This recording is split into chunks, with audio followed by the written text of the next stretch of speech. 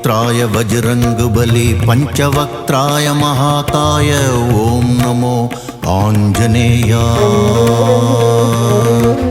संकटमोचन महाबलाय वायुपुत्राय वज्रंगबली पंचवक्त्राय महाकाय ओम नमो आंजनेयाय।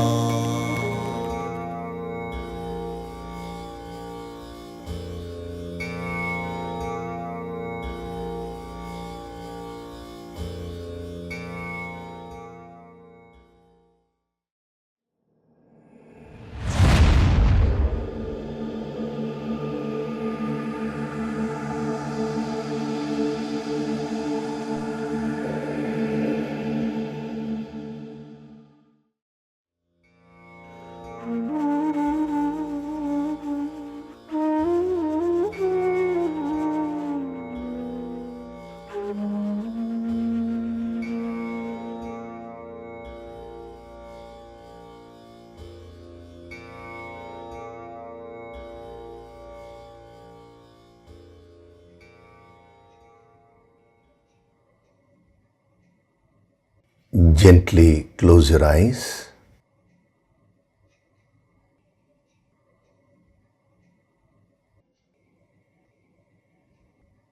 Do deep breathing.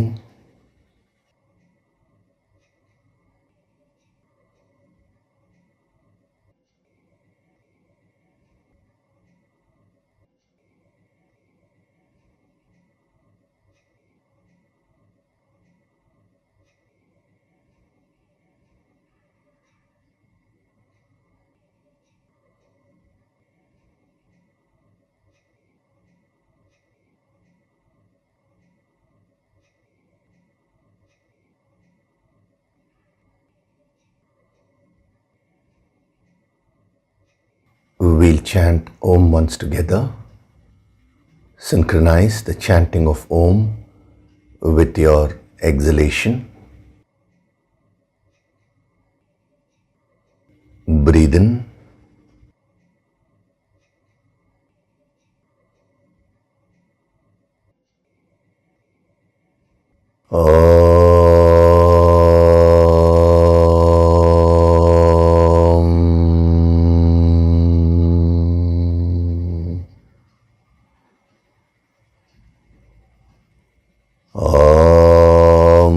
सहना भवतु सहनौ भुनक्तु सह वीर्यं करवावहै तेजस्विनावधीतमस्तु मा विद्विषावहै। ओम शांति शांति शांति।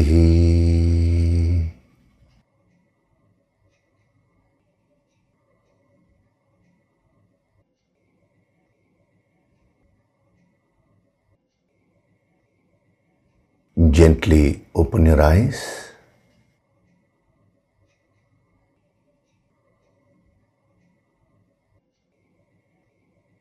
We'll chant from verses 11 to 15 of chapter 3.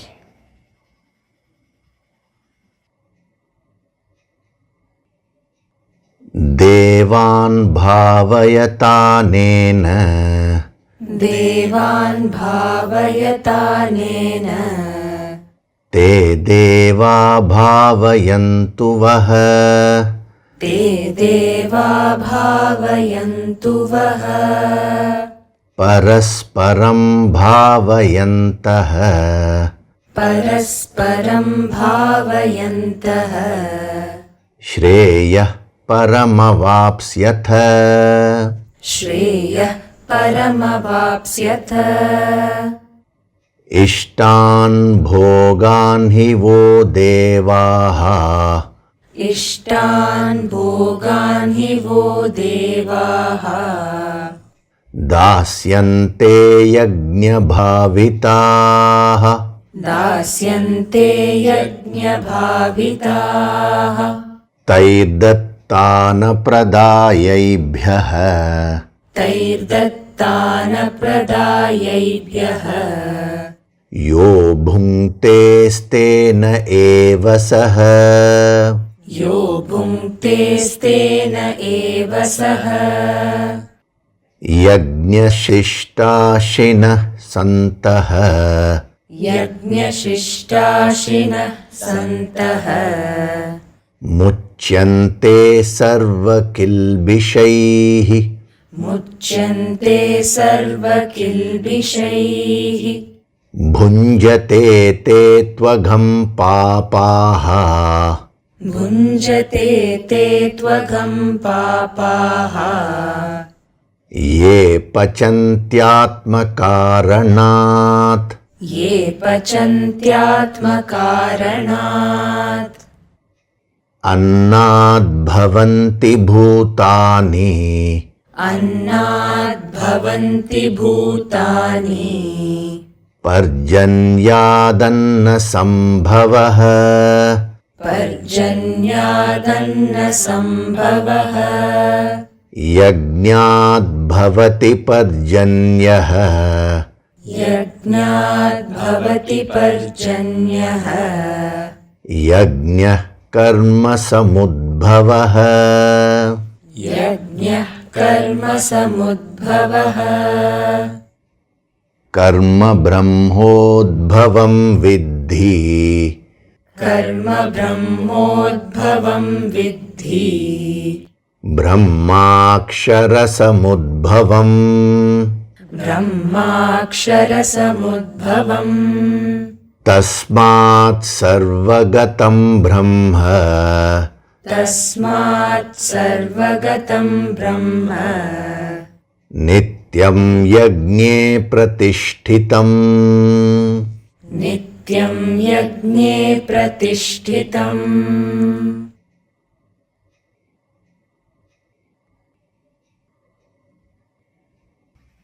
Hari Om, and a very good day to all of you.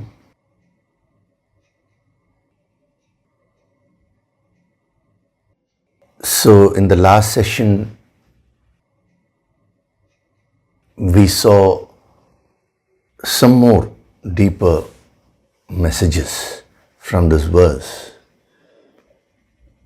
the secret behind this principle of Yagna.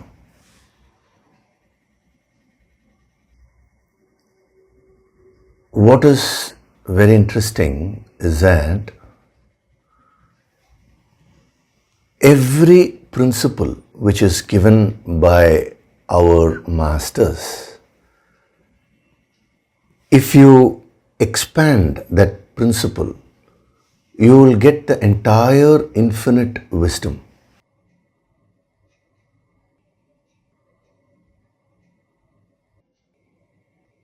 You would have observed one thing, verse after verse when we are doing, okay, right now these group of verses, they are talking about Yagna. Now prior to that, it may have been some other principle. Even within a verse, several principles are there. Now what is interesting is, every time when we go deep into a principle, you will feel this is the ultimate. This is what the entire wisdom is all about. So how is it? You need to understand that. The moment we talk about the infinite actually has no limit.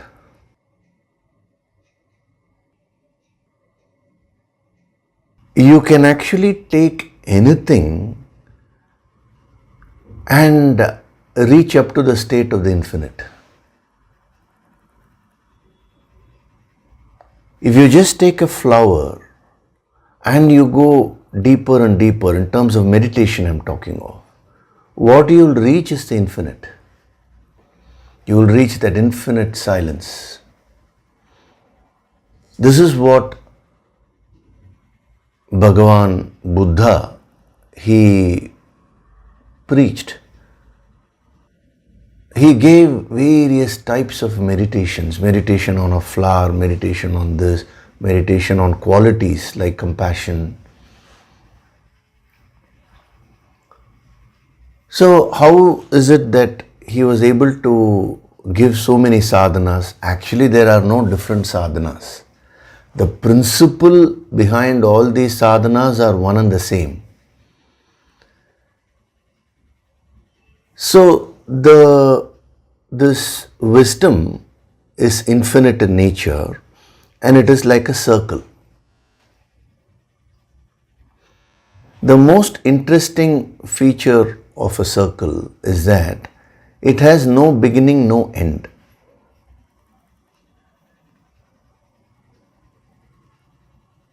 That is why you find that in our ancient culture, many a times they have used the circle as a symbol to represent the infinite nature of a particular god.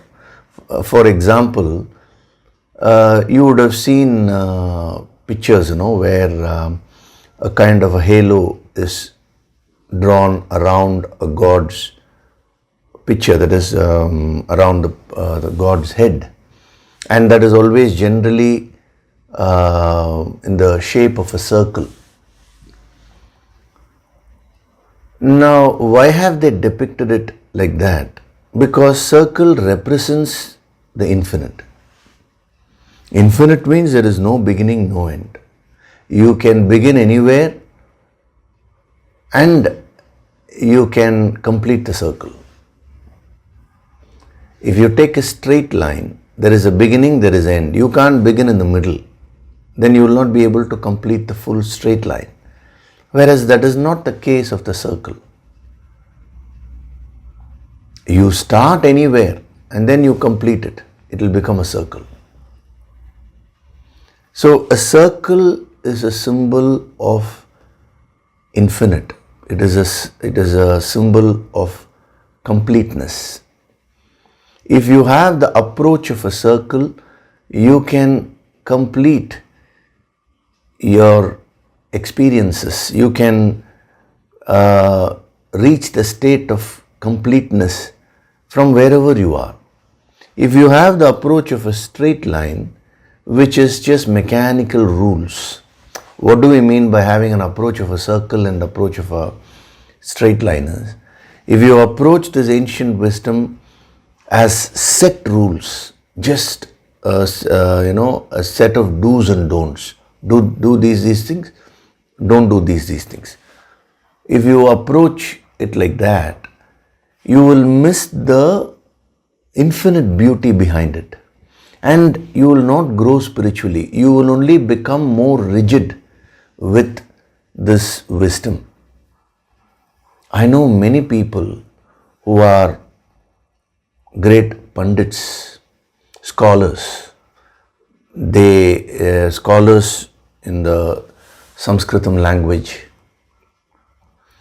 scholars of the scriptures. Yet, if you observe their minds are very rigid,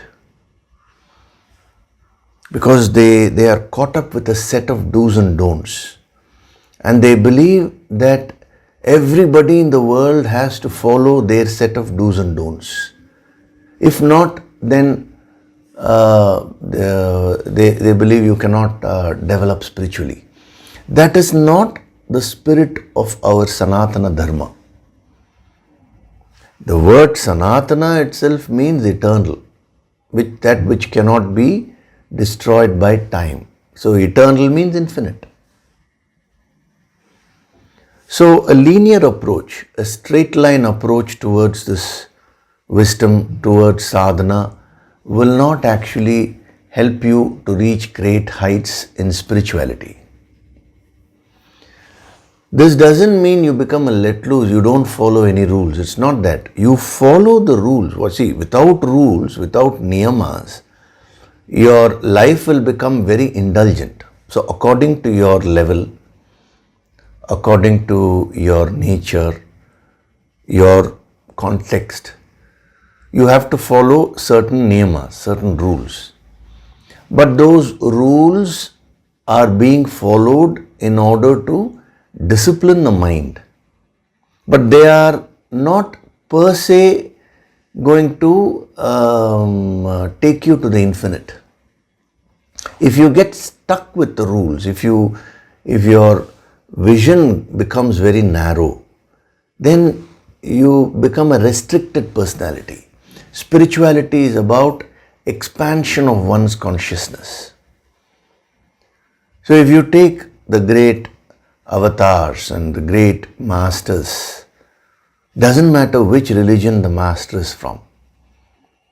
See, Sanatana Dharma is not a religion. It is just a Sanskritam phrase for eternal principles. Anywhere, in any part of the world, if a person masters these principles, then that is called Sanatana Dharma. So you take all the great masters from different parts of the world at different periods of times. They would have followed certain rules. It's not that they never followed any rules, but they never got stuck with those rules. When people came to them for guidance, according to that person's context, they used to change and give the various practices. Because these rules can be changed, but the principles should never be changed.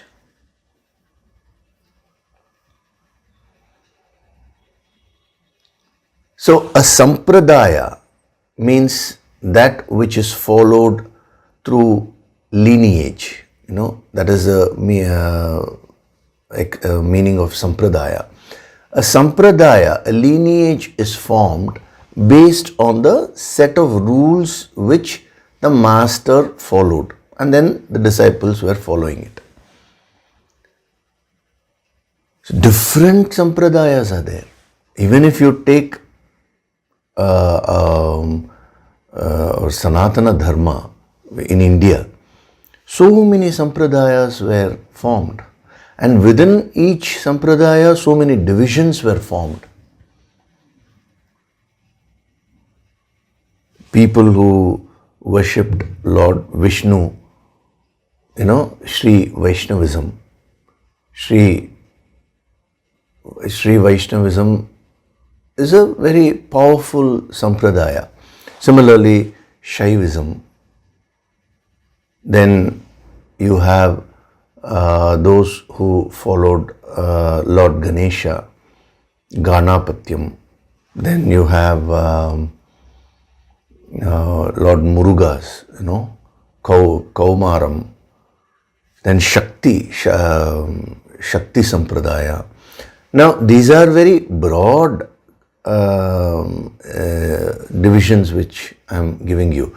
But within these, so many subdivisions. Like what happens is one particular master in that lineage would have made some changes in the rules based on that particular context.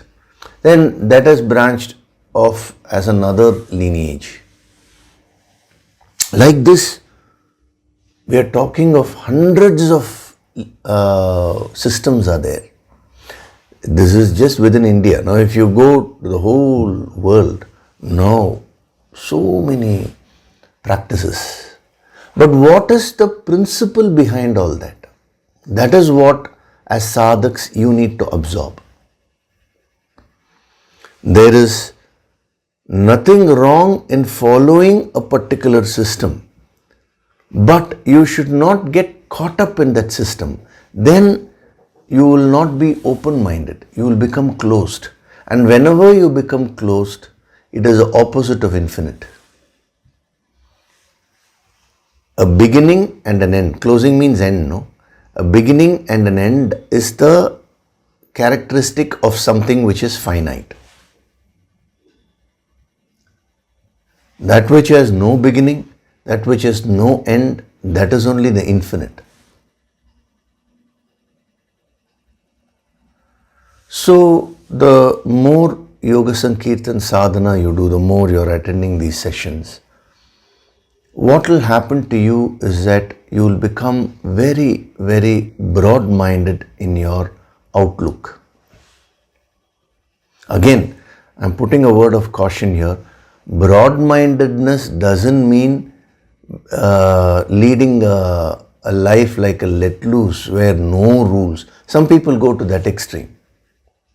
See, they misuse this wisdom. They say what is there and all the rules and all that. So ultimately they lead a very indulgent life, indisciplined life. That is, you're not even started on the spiritual path. That is not what is being said here. So every aspect of this wisdom can lead you right up to the infinite, provided you take that circular approach, not the linear approach, not the approach of a straight line. So if you take Yagna, now from Yagna you draw the circle, go deep, deep into the wisdom. It's a complete sadhana. Earlier some other principle was given. Again, with that principle, you draw a circle, it will be the infinite. Later on, more principles will be coming. For example, bhakti. Now, that is a point. Draw a circle, go deep into it. What you will reach is infinite. Some people say jnanam. Okay, knowledge. Locate that point.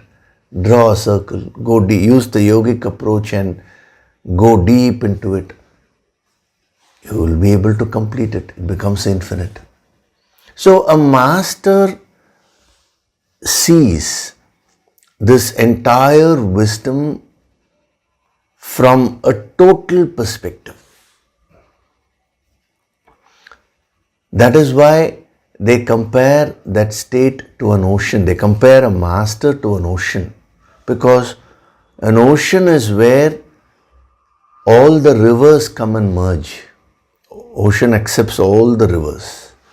Similarly, a master is one who has reached that infinite state, who has become one with that infinite formless reality.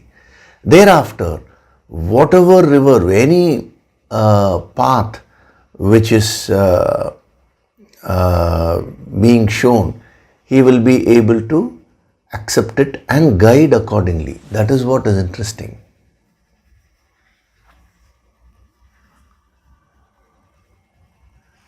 A master may follow certain rules, but the principles which he gives has a universal application. So when you look at merely the rules, then you will see that this sampradaya is different from that sampradaya. This system is different from that system. But if you go deep inside and look at the infinite reality and the deepest principles, you will find that they are all one and the same.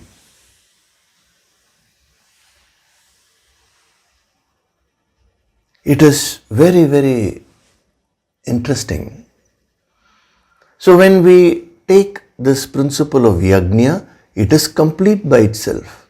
You can complete it. And what is most interesting is, it is not only with respect to these principles.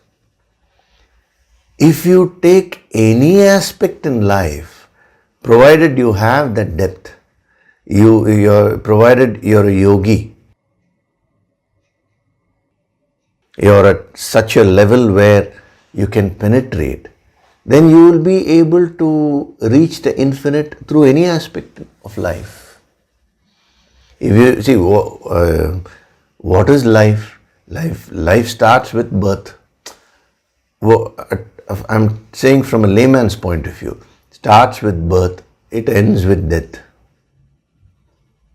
If you just take birth and go deep into it, that is a yagna. It will take you to the infinite. If you just take death and you go deep into it, where you will reach is infinite. Because ultimate death is the death of ego. It is a state of nothingness, which is incidentally the infinite. So our masters never condemned any aspect of life. Actually, in our Puranas, they have even gone to that extent where they have said that sometimes you find negative characters getting moksha. Moksha means liberation, A person who hated God throughout his life, such a person got liberation. A person who feared God, like Kamsa, for example, that person got liberation. He feared and hated Krishna all the time. So a question is asked in the Puranas. I think it is to sage Narada. How is it that, people who are so devoted and all that, they don't get liberation? A person who has hated God, no, that person gets moksha at the time of death. How is it? To which he gives a beautiful principle. He says it is not about whether you are hating God or loving God. Whom are you thinking about all the time? He even gives that a name as a particular yoga. That is what is interesting. See, if a person is constantly hating God, like you take Kamsa, he used to hate Krishna and also he was afraid of Krishna deep within him. Now, due to that combination of hatred and fear, what happened? Night and day he was thinking only about Krishna. So what he says is that it is not about how you reach there. The destination point is this. So day and night, Kamsa was thinking about Krishna. So that itself purified him, he says. See, these are very subtle principles.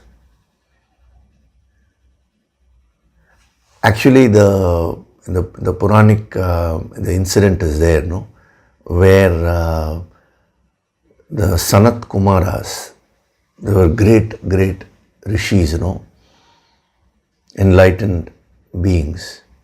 So they wanted to go inside Vaikuntha, so to see Lord Vishnu.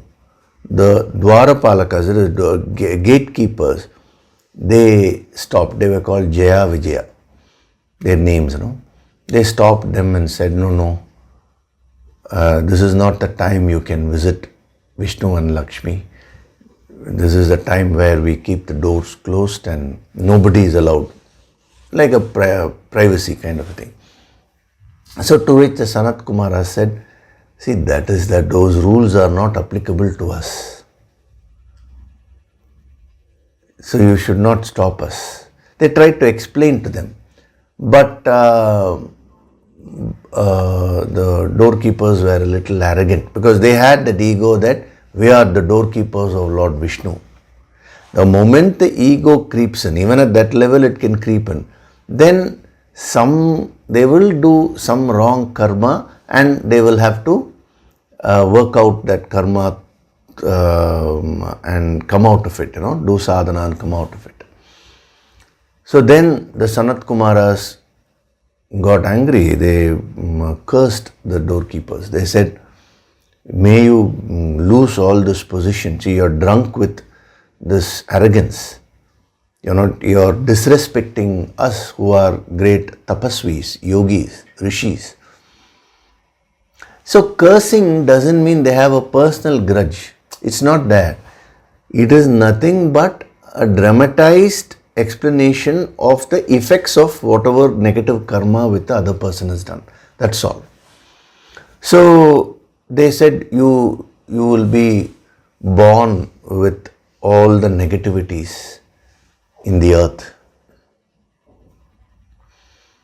And when they cursed, that time the Vaikuntha doors opened and Lord Vishnu was there.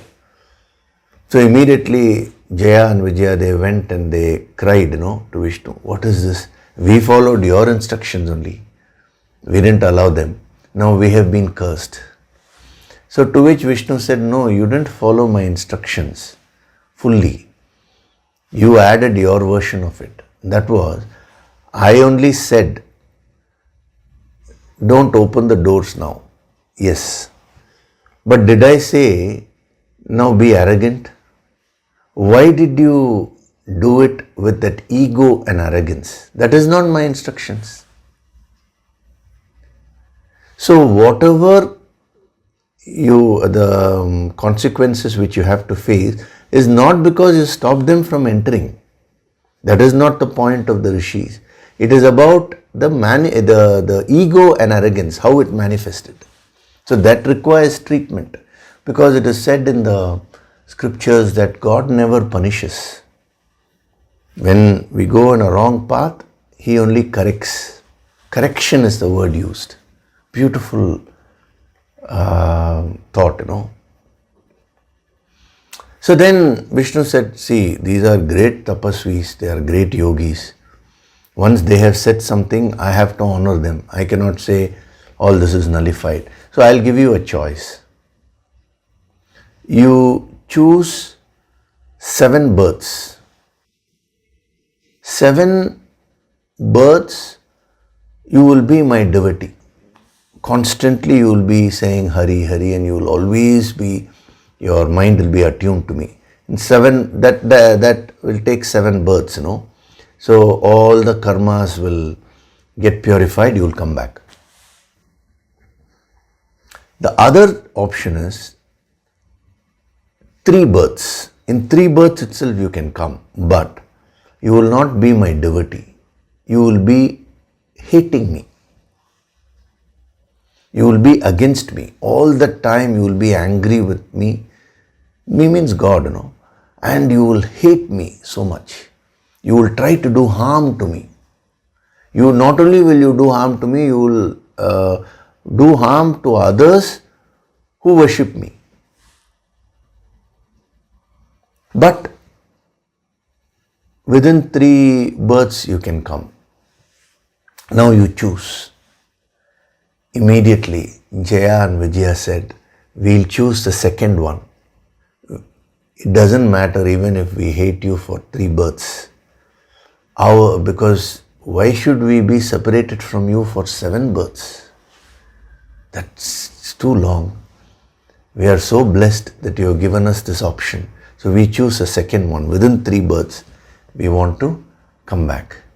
And then Lord Vishnu said, Tathastu, so be it. And then they were born. So in each birth, first birth they were born as Hiranyakashipu and Hiranyaksha. That is the incident of of Prahalada, where Lord Narasimha came, all that, He said, in every birth you will hate me so much, finally I will come and kill you. That's what happened. Then they were born as Ravana and Kumbhakarna. And in the 3rd birth, they were born as Sishupala and Dandavakra. Dandavakra and Sishupala, they were killed by Lord Krishna.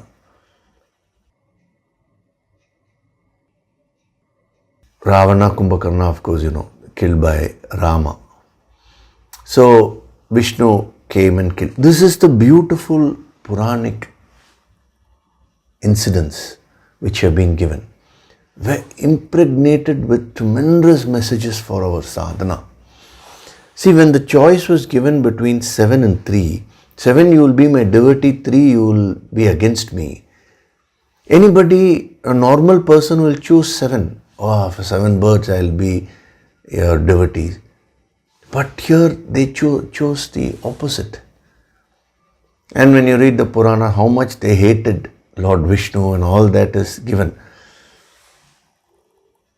In the birth of Ravana, Ravana went and kidnapped Sita, who was goddess Lakshmi. So they did all kinds of things.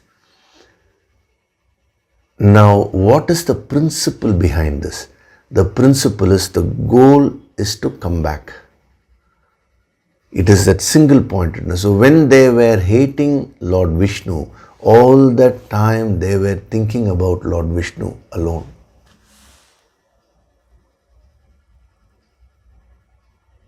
That is what is most interesting. And by constantly thinking of Lord Vishnu, now all their karmas got burnt up. Lord Vishnu represents that infinite, supreme, formless reality. Like this, if you take other Puranas, there will be so many incidents given based on keeping Lord Shiva as a center. See, that's what I'm saying. If you understand the deeper principles, then you can eke out the sadhana messages and start doing your sadhana. So this principle of Yagna is also complete by itself. So in the Puranas, they have taken a negative thing like anger and hatred, and they say if you direct it to God, you will realize. But they have not suggested that as a path. The reason is, when you go on increasing your negativity like that, chances are, let's be practical, chances are your mind will get involved with that. It will become a boost of your ego. On paper, they are saying, see, whether 0 is there, if you go this side plus, it will lead to infinity. What they are saying is, if you go minus, 1, that is also infinity only. There is nothing like minus infinity and plus infinity. Both are infinite. That is a circle.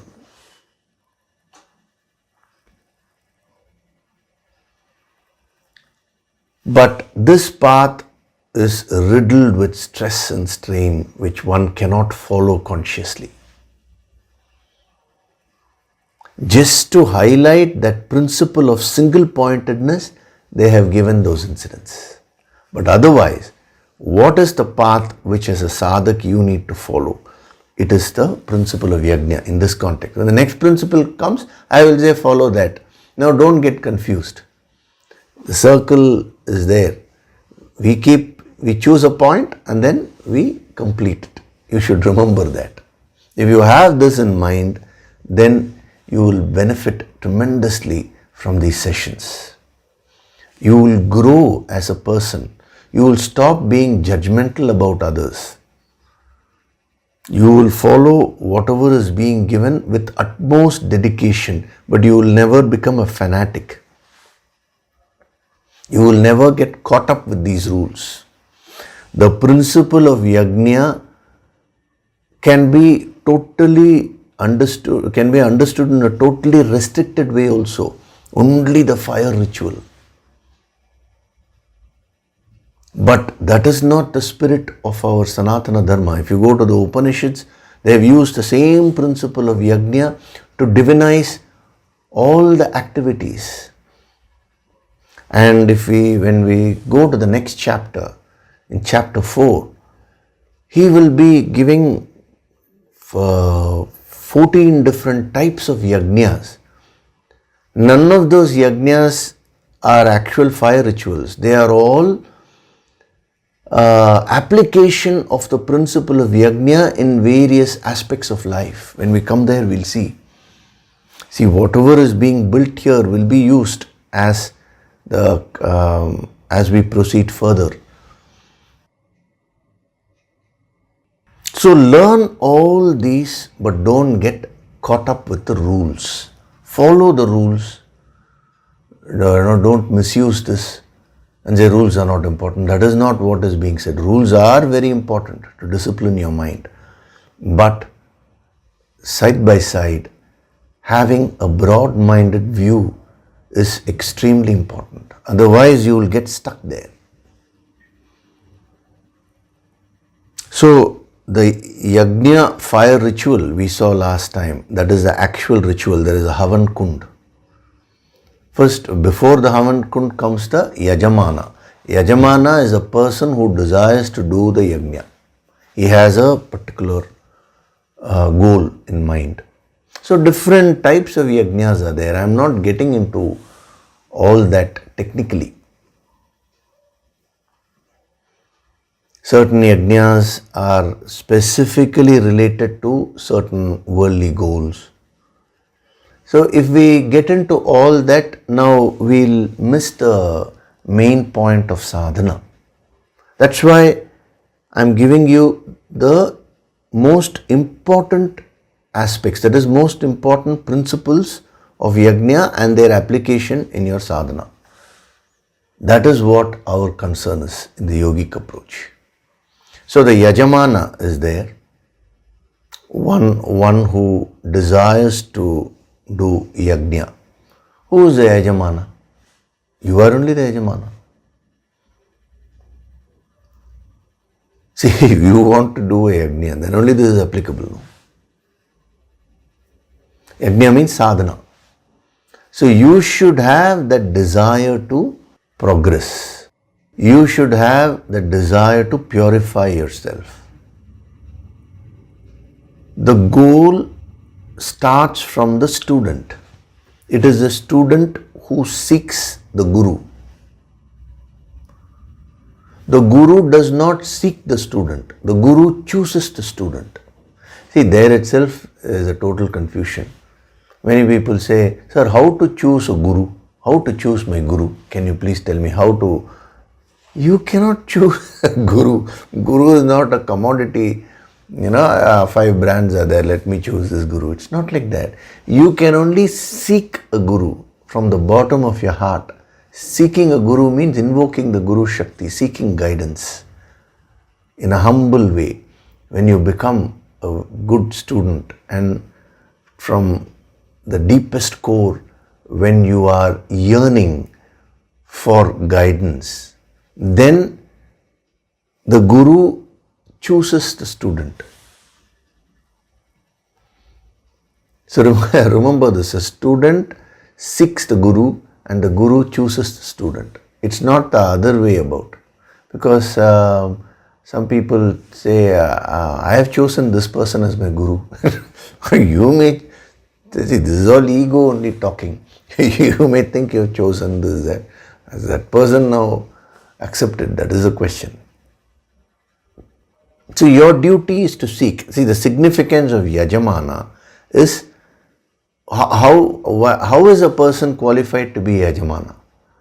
When that person has the desire to perform yajna, then he becomes a Yajamana.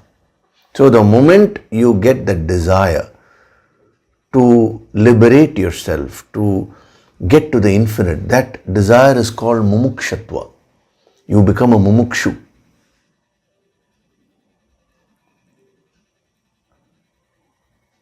And one whose mumukshatva is very high will be able to attract the Guru Shakti in a very powerful way. A Guru gets attracted to a person who has this mumukshatva.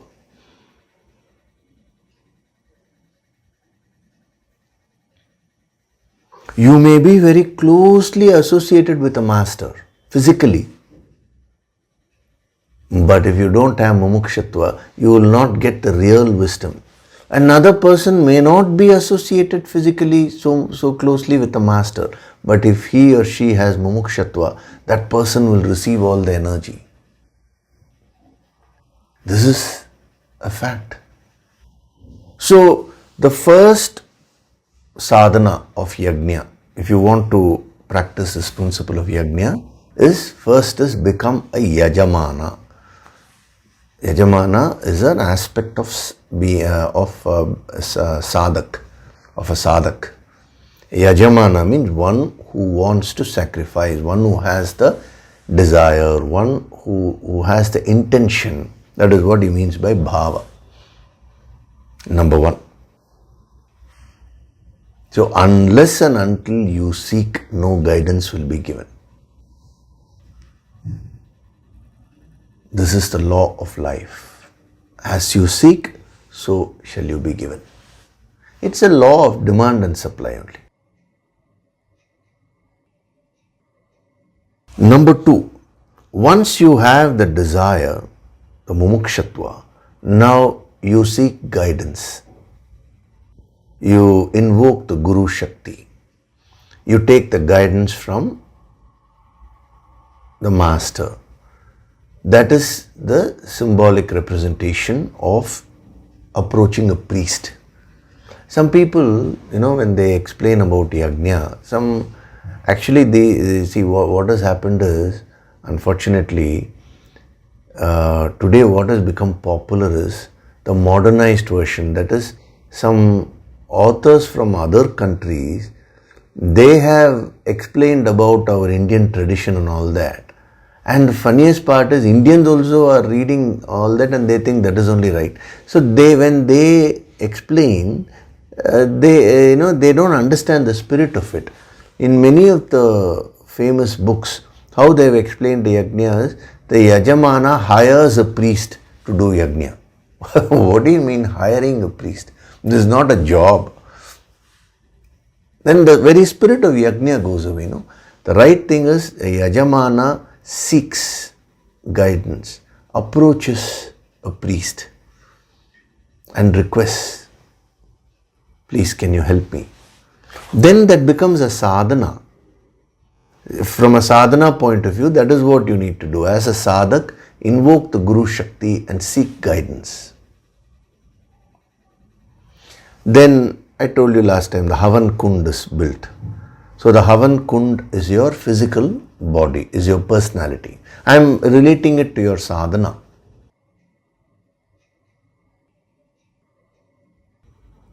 The offerings are all your karmas, all your negativities, all your talents also. Whatever, see, it all depends on the application. When we are talking of internal purification, then all your karmas are the offerings which you offer it into the fire of wisdom, the fire of tapas within you. When you are doing the yajna of, let us say, pursuing some goal externally, like it may be you're acquiring wealth or you're acquiring knowledge, then you offer all your talents, your qualities and work there. That is what is yajna. So the Havan Kund is there. So all this is possible only with a Havan Kund, with a physical body. So the Havan Kund is there, and then different types of priests come and they pour the oblations into the fire, and the fire god shoots up. And the thing is that the fire god shoots up and carries whatever energy of the oblations which you have offered to the respective gods. So the gods represent your higher goals in life. All that we have seen already. That's why I'm just summarizing, and I'm also giving you subtler points here. So you'll be able to easily grasp it now. See, the same thing if I told you before explaining about the principle of God, now that wouldn't have made any sense in terms of sadhana. But now you can easily connect. So the mantras which are being chanted represent the divine vibrations. So in any sadhana which you do, the energy which you create, vibrations mean energy. The energy which you create is very important. That's why I say it is not the activity which matters, but the energy which you create. See, some people I know, they organize a particular puja. And the entire focus is on showing off to others that how well they do their puja. So even though they are following all the rituals, the energy which they are creating is that of name and fame and all that only. Some others, they get very agitated while doing puja, because one small, the flower has to be put like this, let us say, one rule is there in that system. By mistake, slightly if you put, no, a big sin you have done, they start getting very angry. Then the energy which you are creating is not that of God. It's not divine energy. It is that of anger only. But externally you are doing the puja. That's why I'm saying it is not the activity that matters. It is what energy which you create. That is what the mantras represent. The divine vibrations are created. So you can also create a divine energy around you all the time through your thoughts and emotions, by doing the right sadhana, purifying yourself. You can create a divine energy field within you. Then wherever you go, you will carry that energy field. Whatever you do will become a yajna. That's why a yogi does not need any special place of worship or anything. Wherever he is, that is his temple.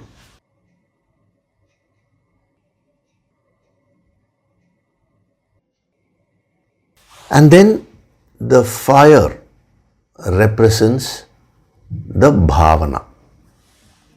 The fire is what is a connecting factor between you and the gods, as far as the yajna ritual is concerned. So you fix your goals, your higher goals in life. The highest goal is param shreya, enlightenment, reaching the infinite. So starting from there down to all the higher goals, the different gods. So how do you build that connection? You have to take the help of Agni, fire. That passion, that bhavana within you should be pure.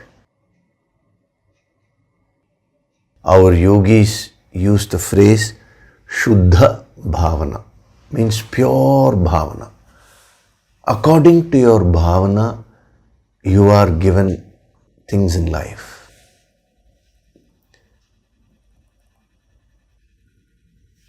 Later on in the Bhagavad Gita, he'll be saying it doesn't matter what you offer to me. You offer a fruit, you offer just a leaf, anything you offer. But if you do it with that real bhavana, I will accept it, he says.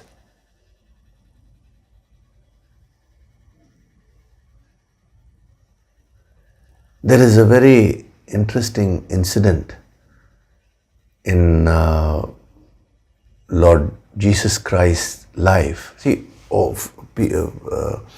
whether you take Buddha, whether you take Christ, whether you take our avatars like Krishna, everybody, they, it was a you can't say they practiced these principles. It was a natural manifestation of these principles.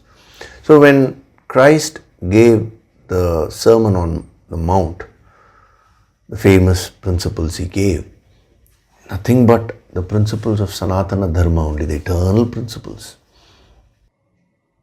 So what happened is, one couple, they were so inspired by that. They felt their whole life had changed. So they came to Christ and said, Master, we have benefited so much from your energy, from this discourse, from this sermon. We want to give you something, but we don't have anything. But we genuinely want to give you something. They were poor people, But we want to give you something. We don't have anything. What do we do? To which Christ said, you have already given.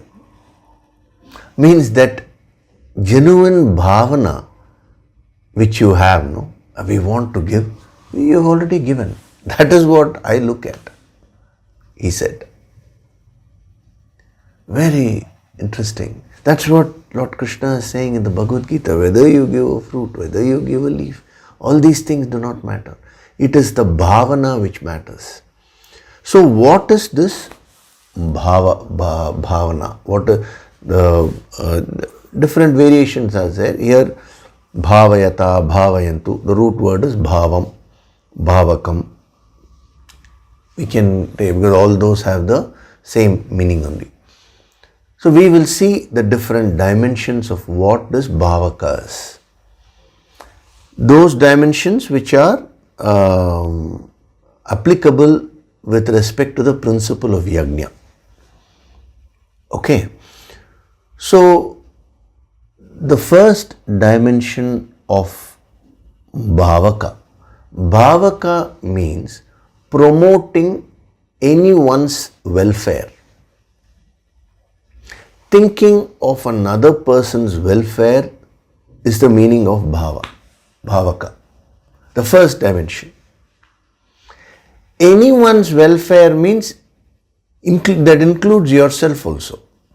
Because you will think, oh, I am thinking of another person's welfare, but I will suffer. In spirituality, our yogis don't recommend that at all. You suffer and you do good to others. When you suffer, you are creating the energy of suffering and sorrow. Then that is what you will be giving to others. You should do good to yourself and to others. This is the very principle of our ancient wisdom. So promoting the welfare of someone, whether it is you or whether it is another person, that is called bhavaka. So yajna directly means sacrifice. So the word, when we use the word sacrifice, that means you feel that, oh, I will have to deny myself of so many things. It's not all that. That's why so many aspects are being given to you in depth. So how do you make your bhavana very powerful? Simple. Start thinking about the welfare of yourself and others. When you think of only your welfare, but you're not bothered about others, then that becomes selfishness. Because that will lead to harming others at some point of time. When you think only about the welfare of others, but you don't care about yourself, that system cannot sustain itself. After a while, you lose the steam. That is why in the next thing he'll say parasparam, means there should be a give and take. Intelligent give and take is important in life. So how to strengthen your bhava? Because as was told, the fire represents your bhavana. The more powerful your bhava is, you can materialize your goals very fast.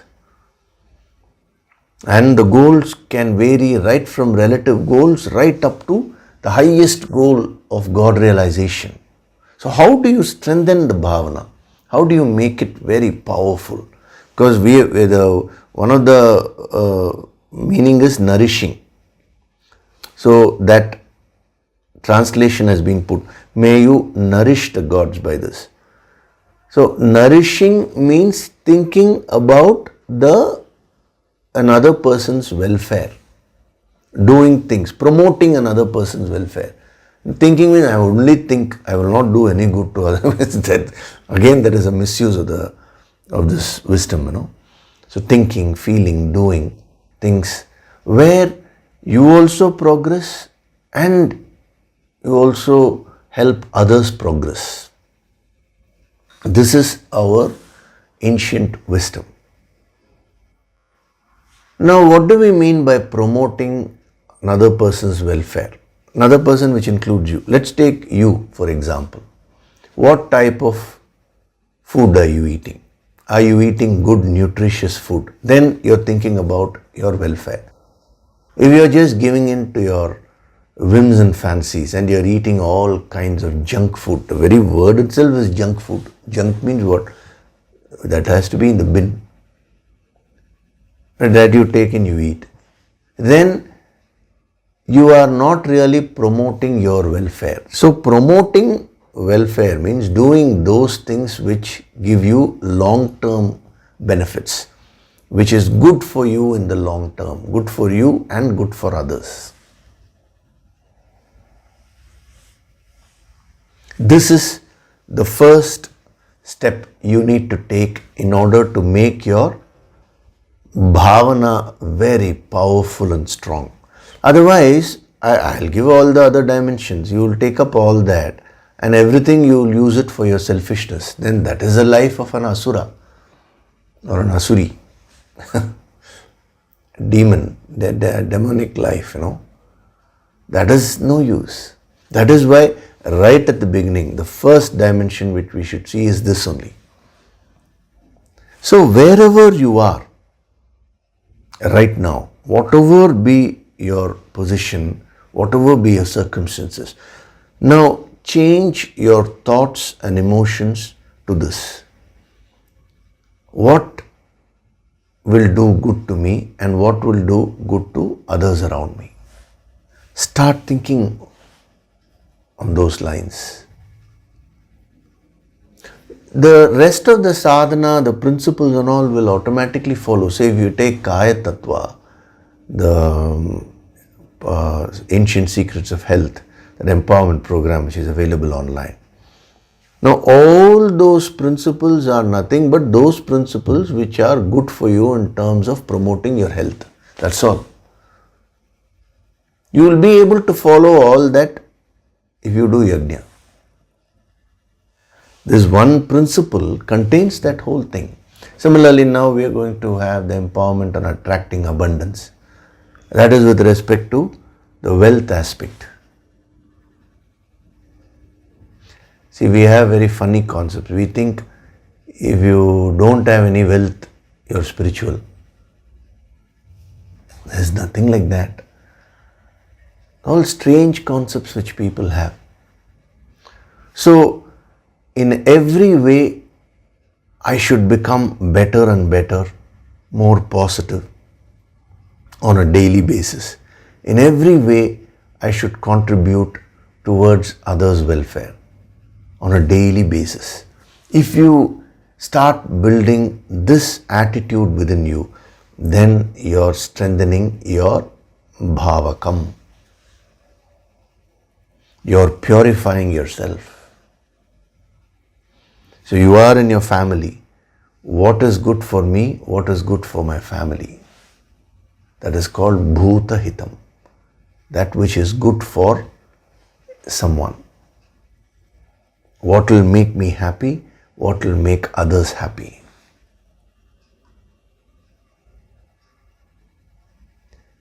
So start thinking on those lines. From this moment onward, you can practice that.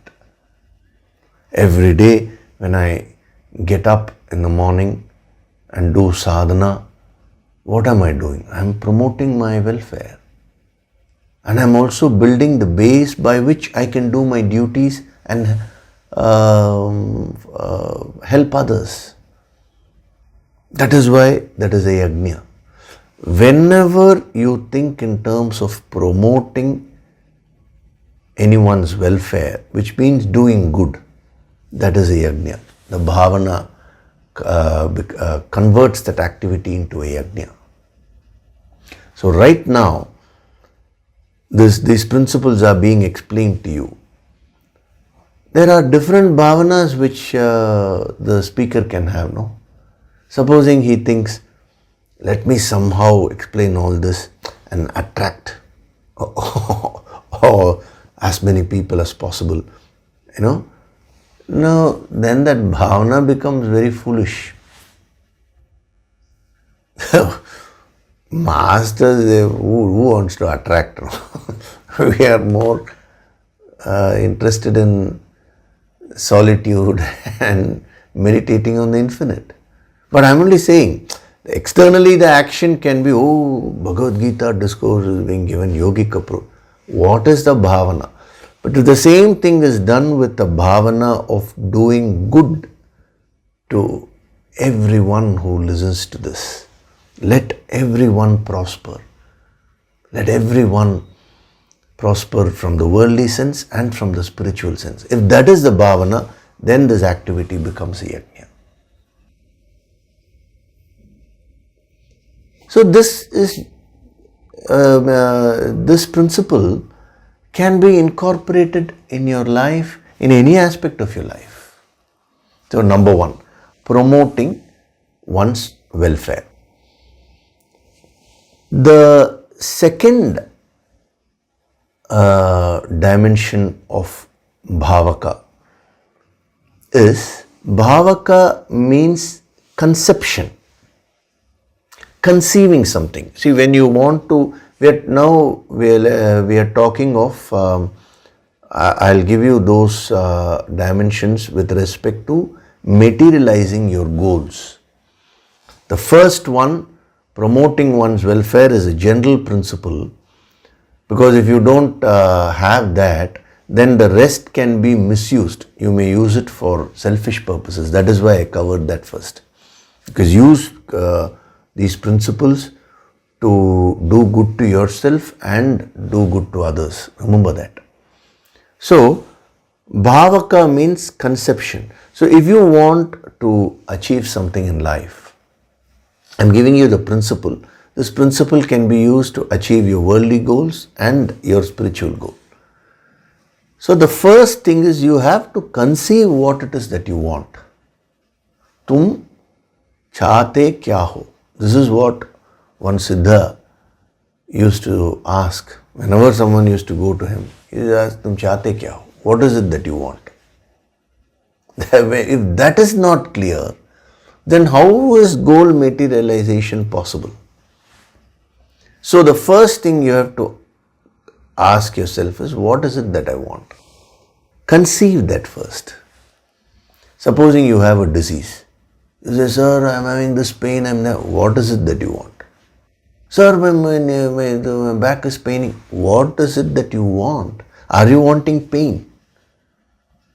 No, I want a pain-free thing. Can you conceive that? Again your mind will go to pain only.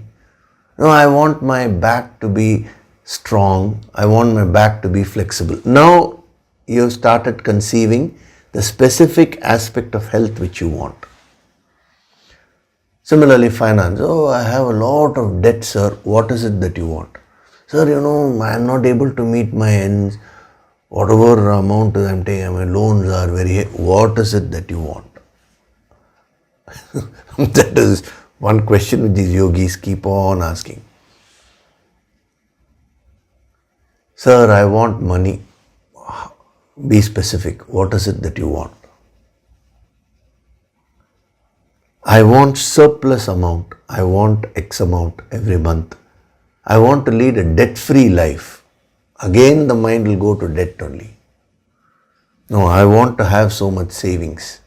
Now you're getting closer to what it is that you want. I'm just dramatizing and giving you how to apply this. First you have to conceive what you want. It may be wrong also, it doesn't matter. But you put that effort. Slowly as you gain wisdom, your conception will become more pure. But when you don't even conceive what you want, you just want the master to do some miracle and create something. That is not possible. He said, no, this is your kama dhenu. Yagna is kama dhenu. We saw that, no? Ishta kama duk. Now supposing you, let's, for argument's sake, say the kama dhenu cow is there and it's given to you. Now you need to know what you want and you need to ask it. No? Supposing you are also quiet. The kama dhenu also will be quiet only. Unless you conceive, you know what you want, you cannot use that principle to achieve anything. So, bhavaka means conception. This is number one. Number one, I have already given, promoting anyone's welfare, that is a base. But in terms of goal manifestation, I am saying, first conceive. There, don't come and ask the master. Sometimes, some people come and ask me, sir, I am not able to find what I want. So, can you tell me what I want? And that is not my work. Don't switch the work, That is your sadhana. You need to find out. You need to know what your soul agenda is. The next dimension of bhavaka is thinking. Bhavaka means thinking about. Once you conceive, then how do you give power to your goal now in order to manifest it? Start thinking about it. Start generating the thought flow towards it. Whenever you get some spare time, Keep thinking about that.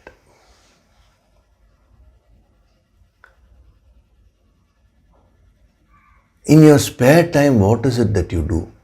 You're just whiling away your time, doing nothing. You may be watching some videos which have no connection to your life. Actually, you may be watching some videos which are actually agitating you, not promoting your welfare really. Just whiling away your time. No. Instead, use the power of your thoughts. Once you conceive something, start thinking about that. This is a sadhana you have to do. See, if you want to become a yogi, you need to master your mind. It doesn't happen overnight. If you just try once or twice and say, sir, I tried to think about it, but it's not working, sir, my mind is running here and there. How many days did you try? 1 day. Now, first attempt itself, you wanted to be successful? No. This is a long-standing practice. You can become a yogi through your own practice, through your efforts. So, thinking about is the next dimension of bhavaka. So, you conceive something and then you forget about it. No. Start thinking about it constantly. Application of this with respect to spiritual goal is what Lord Krishna says, Ananyas Chinta. Means keep on just thinking about me, God. You will become one with God. That is the highest application. But the principle is this only. Number two means, see, for every point I'm saying number two, so it's a little confusing. We'll say next point, okay. The next dimension of bhavaka, see, you have conceived something, you're thinking about it. The next dimension of bhavaka is feeling. Sir, I'm thinking about my goal in a very dry way. No use. You should bring that passion, that feeling, that emotion. A goal is something which should inspire you. Now, some people write goals on a piece of paper. It's only there. Nothing wrong in writing, you can use that. But your bhavana, the feeling should be there.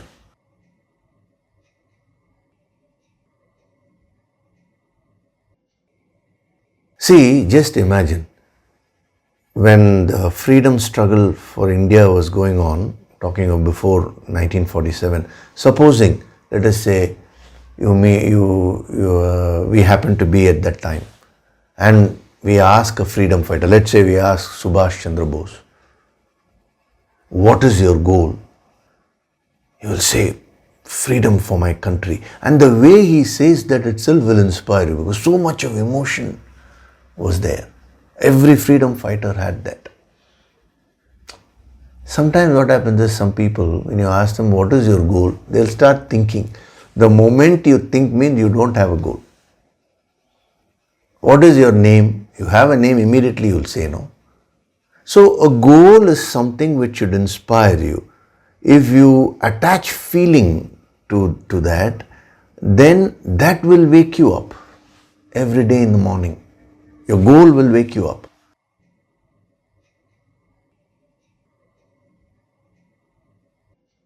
It is not the alarm clock which alarm clock will only wake you up physically.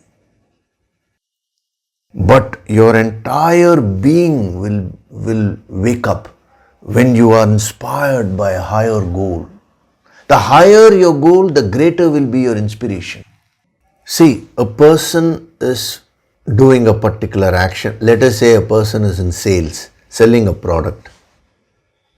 Now, if he is going to think about himself, somehow I'll have to sell and get some commission out of this, he will not be so inspired. His powers will be limited. The same person, if he thinks genuinely in terms of this product is of excellent quality, so let that person benefit, a higher goal. Incidentally, he is going to get his commission. But if his bhavakam is higher, then that will inspire him. Whatever be the nature of your activity, it does not matter. Start pitching up higher and higher intentions. Start pitching up higher and higher goals and intentions. That is the key.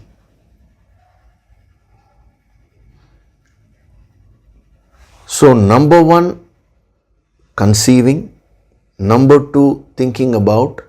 And number 3, attaching your emotions. Today, why I am taking that as a separate dimension is because today, if you observe, you see, I want you to do this homework, observe your mind. You're attaching your emotions to what you don't want. You conceive and you think and you feel about those things which you don't want in life. You get a small pain in your body. Immediately, what happens? You go and do a internet search. Maybe a small pain, let us say, in some part of your body. And what is this pain due to? And if you go to the internet, everything will be just like that, given by anybody. We don't even know whether that source is authentic or not. All that we don't see. Starting from a mild sprain, it may be sprain, it may be this, it may be, right up to bone cancer, everything will be given. Now tell me, your mind, where will it get attracted to? Straight to cancer. That is, it will go to the negative only. So you will conceive the negative. And then after that you will close your computer and come back and you will lie down. But you will start thinking about it. So conception of what you don't want, then you start thinking about it, and slowly you will develop the emotion of fear, sorrow, everything related to that. So you are already practicing this without your knowledge. Conception, thinking and attaching your feeling, but with respect to negative things, with respect to those things which you don't want. Observe yourself. In a relationship, you conceive the negative outcome, then you think about it, you attach feeling to it, and finally you say, see, this is what I said will happen. When a negative thing happens, many people are very happy. See, I told before itself that this will happen. Who is the loser? You're only the loser. Now, when you observe yourself, do Swadhyaya, see what is happening with it. Now you will have to change this pattern. Conception, thinking, feeling. These are 3 powerful tools which are being given to you. When you master that, you become a yogi. So when it comes to God realization, what does a yogi do? He conceives. And then ananyas chinta, thinks about God all the time. And then attaches feeling to that. That is called devotion. And where thinking is the knowledge part. So where knowledge and devotion combine, it becomes a very powerful force. With that force, the yogi becomes one with the infinite. That is our real purpose.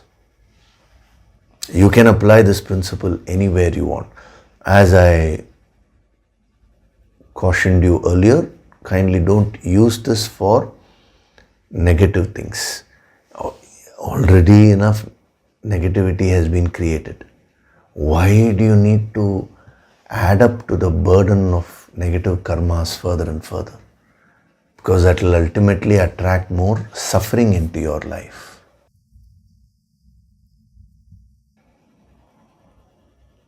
So we will stop with that here. In the next session, I'll give you a few more dimensions of Bhavakam which will be useful for you. We'll see how the flow goes. See this, as I told you, see within Yagna, if you take Bhavaka, that itself is a complete sadhana. You locate the point and then you can complete the whole circle. Like that, if we keep going, this will have no end. But we will take up those things which are relevant.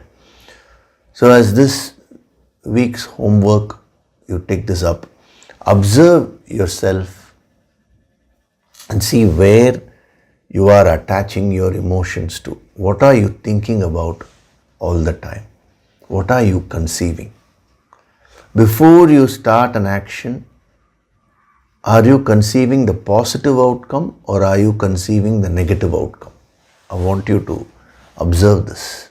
It will be a very interesting exercise.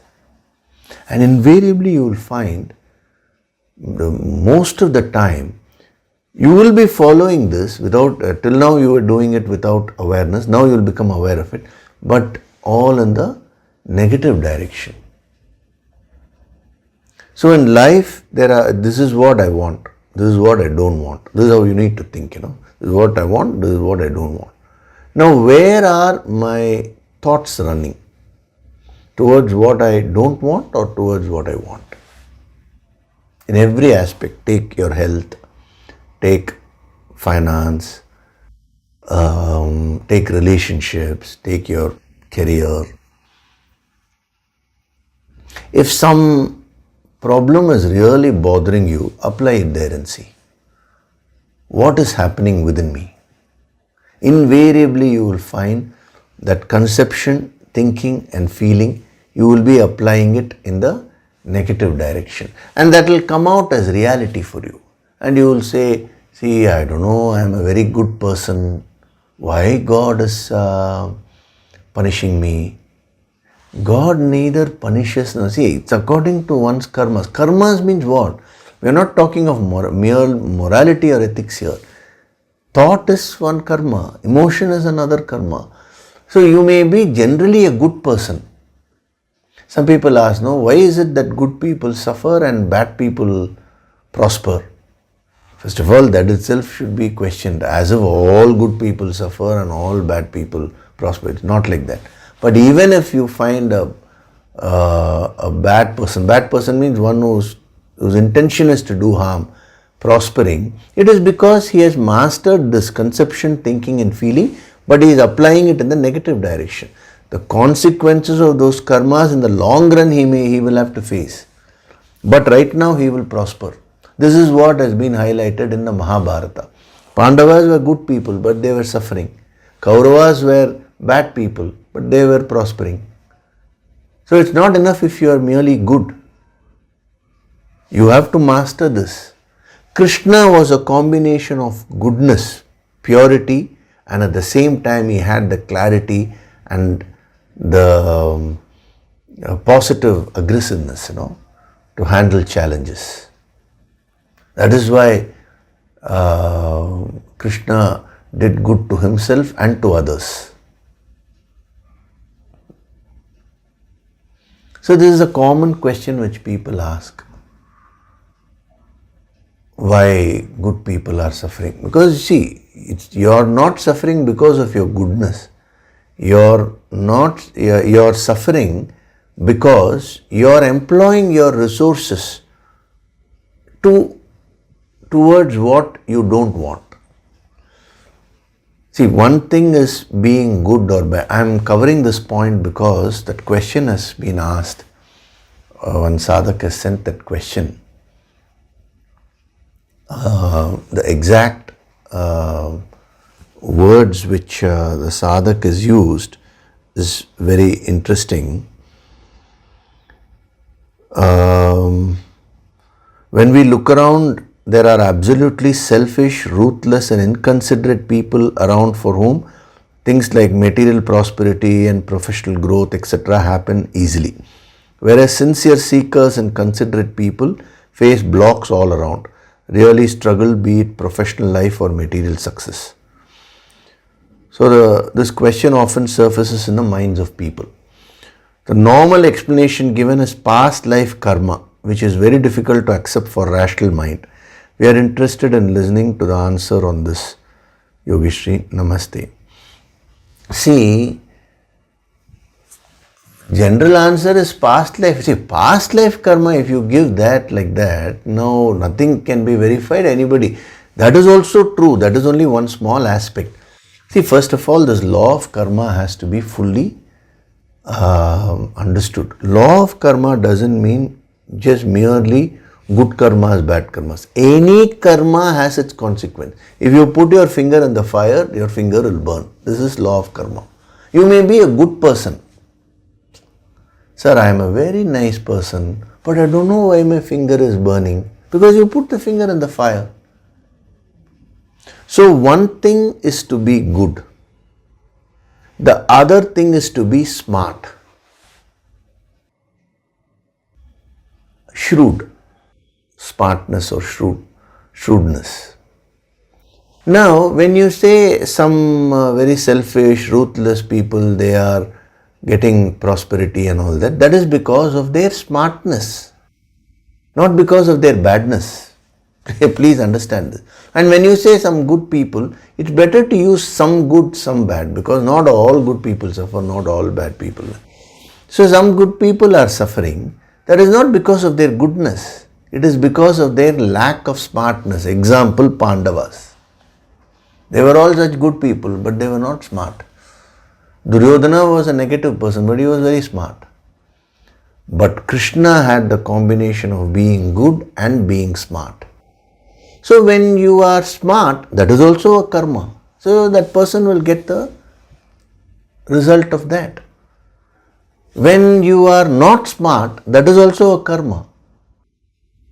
So you will have to face the consequence of that. So you have to understand the law of karma very clearly. Law of karma is nothing but same Newton's third law, no? Every action has an equal and opposite reaction. Same thing at the deeper level, at the thought level, at the spiritual level, at the emotion level. So I know many good people, but their minds are constantly running towards negative outcomes, sorrow and this, that. The result of that is they face a lot of difficulties. I know some people who have negative intention, but a basic control over their minds they have achieved in their own way. Classic example in our Puranas, many Rakshasas, demons, they ruled the three worlds, no? They were bad people, but they had the smartness, they did some tapas, they put in the efforts in that direction. So they got those rewards. But ultimately, were they peaceful? No. When your intentions are to harm others, you cannot be peaceful. That is a separate law. So there is no confusion if you understand this law of karma in totality. I've just briefly covered on that. See, past birth means when we say your past karmas are determining your present, it doesn't mean only past karmas. This moment backwards, what you did, what you thought yesterday, what you thought just the previous moment, everything put together is shaping up your life. So what do we do as sadhaks? We do the Yoga Sankirtan sadhana and we gain control over our own thoughts, conception, thoughts and emotion. So as you start gaining control over this process, you will not only be good, but you will become very, very smart. You will become an achiever in life. That's why you should reflect on it's not enough if you just merely read the stories of Mahabharata. You should think about it. Yudhishthira was a very good person, but he was not smart. Result, he suffered 13 years in the forest. Krishna, the moment Krishna came into their lives and helped, slowly, slowly they came out of all the struggles. Why? Because he had the smartness. He had the smartness to combat the deadly combination of Shakuni and Duryodhana. But at the same time, he had the goodness to establish righteousness. He never moved away from righteousness. He established dharma. So don't say good people are suffering, bad people are enjoying. No. Because that is giving, your understanding is suffering is because of goodness and their enjoyment is because of badness. No. Instead you say, non-smart people are suffering, smart people are getting prosperity. Then you will understand how law of karma is functioning. So there are so many aspects to life. Each aspect will give one particular result. So when something negative is happening, do the reflection, bring those elements. Then the problem will get resolved. Okay? So now we'll do Nididhyasana meditation. Gently close your eyes.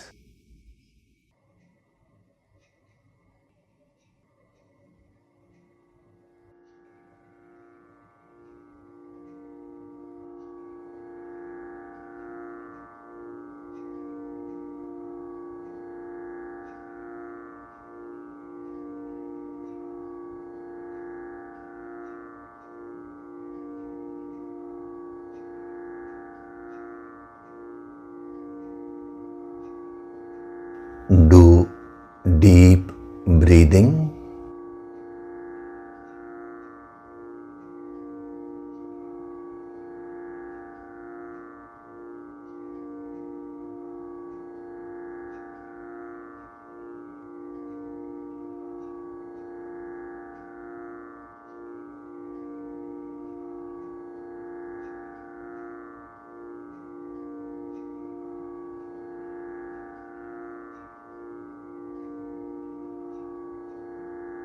With every breath, I am becoming more and more relaxed.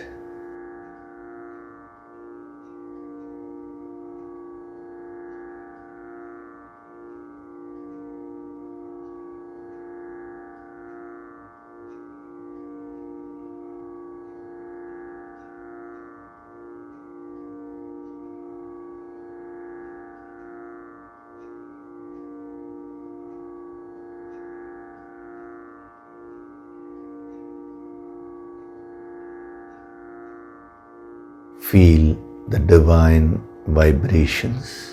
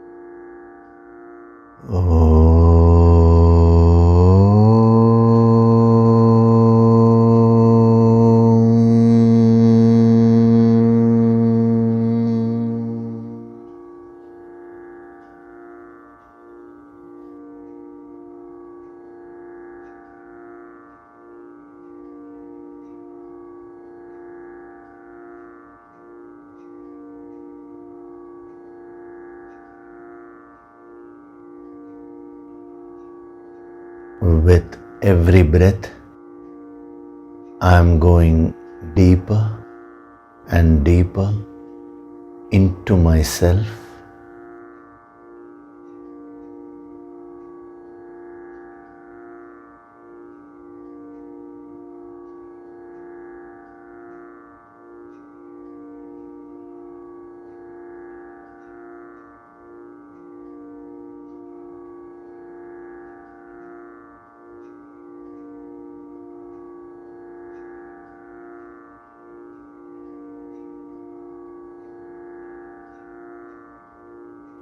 Beyond this physical body, beyond this mind with various emotions and thoughts, lies my supreme higher self, deep, deep within me.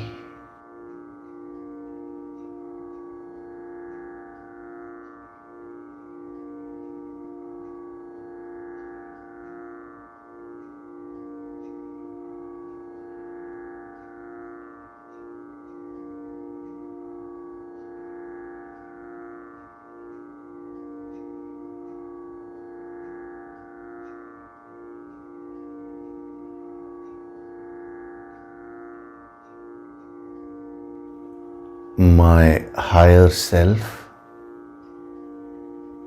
is infinite and divine.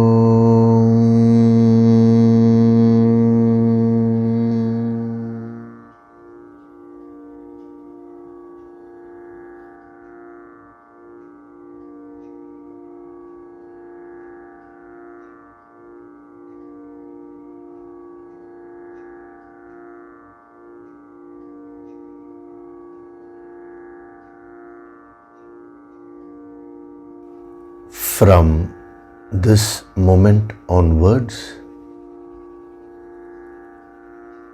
I choose to purify my bhavana and make it very powerful.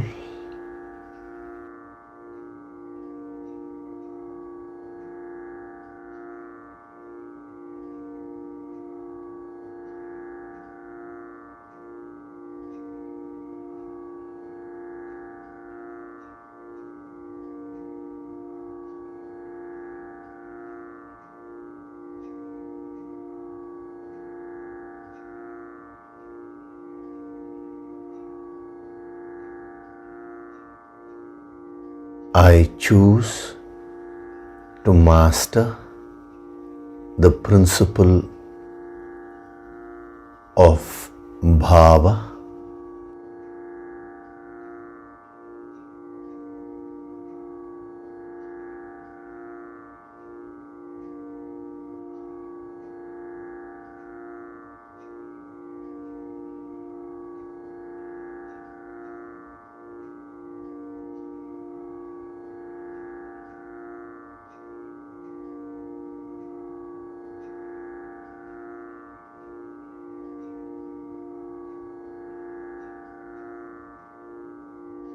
I am Swayam Prakashit, self-illuminating.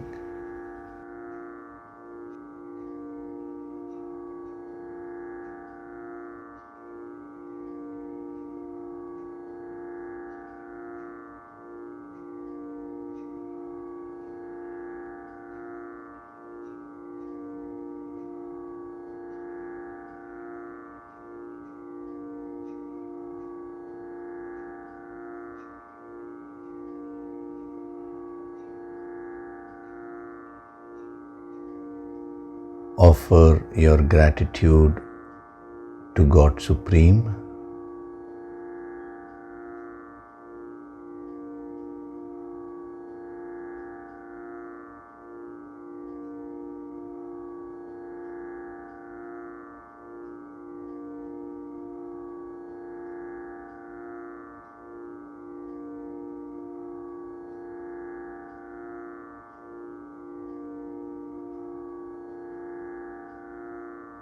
Offer your gratitude to your Guru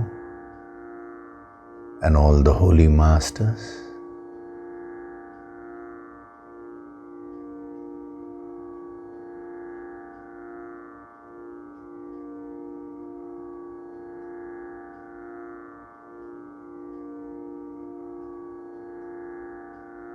Slowly come back.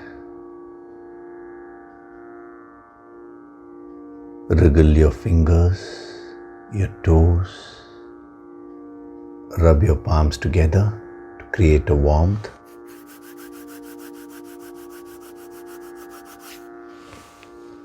Cup your eyes with your palms.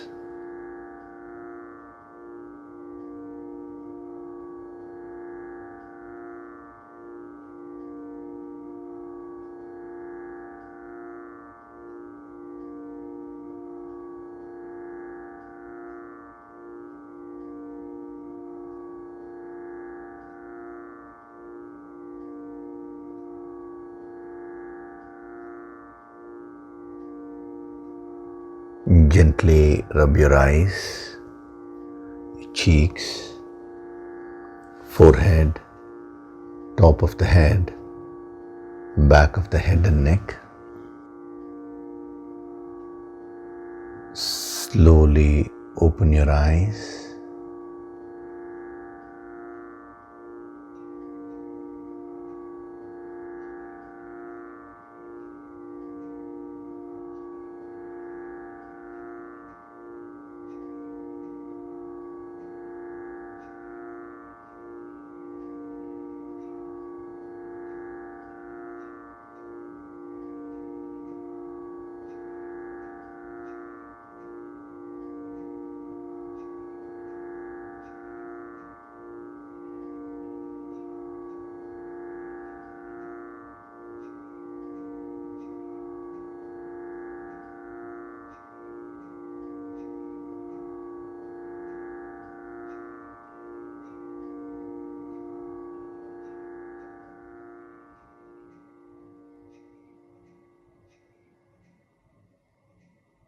Welcome back.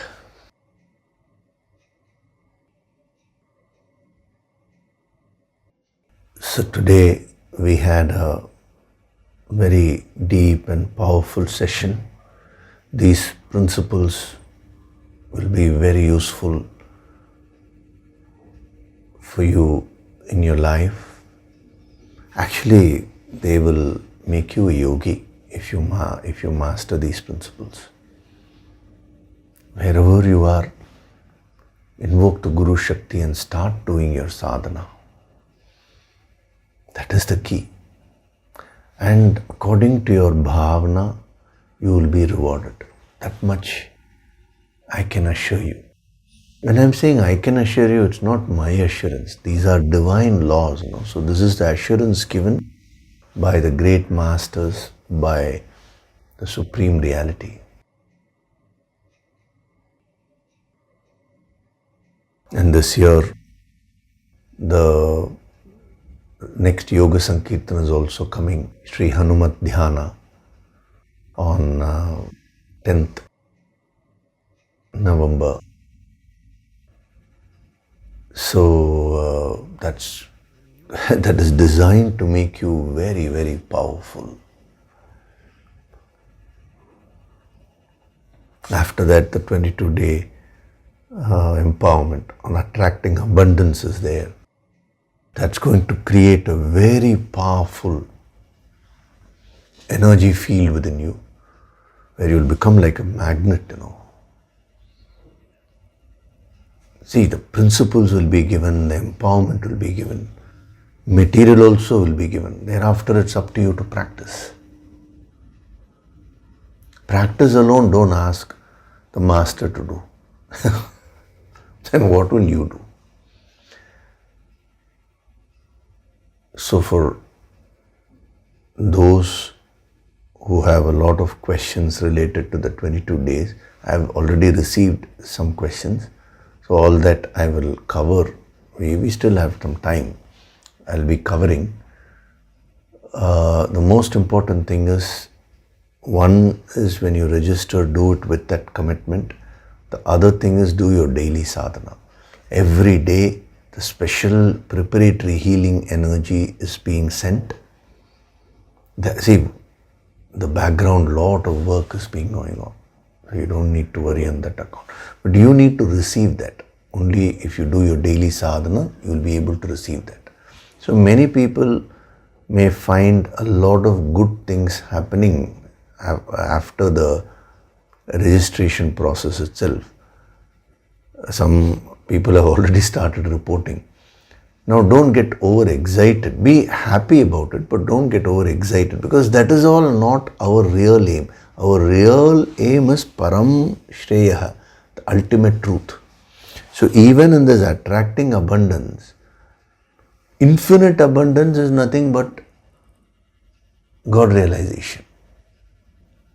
So with that goal in mind, this is being done. So incidentally, you may get so many relative benefits like wealth, finance, so many things you may get. Take it in its stride, be happy about it, but use that to derive inspiration to intensify your sadhana. That is most important. Okay, so we'll see further in the next session. Thank you very much. Hari Om.